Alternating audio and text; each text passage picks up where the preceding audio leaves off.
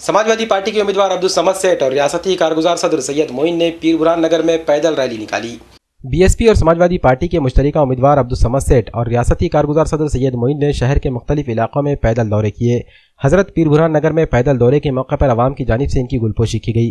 पीर बुरहान नगर चौराहे पर आवाम और पार्टी कारकुनों की जानिब से आतिशबाजी करते हुए पार्टी जिम्मेदारान और उम्मीदवार का इस्तकबाल किया गया। पैदल रैली के दौरान कई मकामात पर आवाम ने सैयद मोइन, अब्दुल समद सेठ, शेख अहमद और सिकंदर मौलाना की गुलपोशी की। समाजवादी पार्टी की रियासती सदर अबू आसिम आजमी 4 अप्रैल को नांदेड़ के दौरे पर आ रहे हैं। पार्टी की रियासती कारगुजार सदर सैयद मोइन ने इस दौरे की तफसील से मीडिया को वाकिफ करवाया। अब्दुल समद सेठ की इंतखाबी तशरीह मुहिम में हिस्सा लेने के लिए अबू आसिम आजमी नांदेड़ का दौरा करने वाले हैं।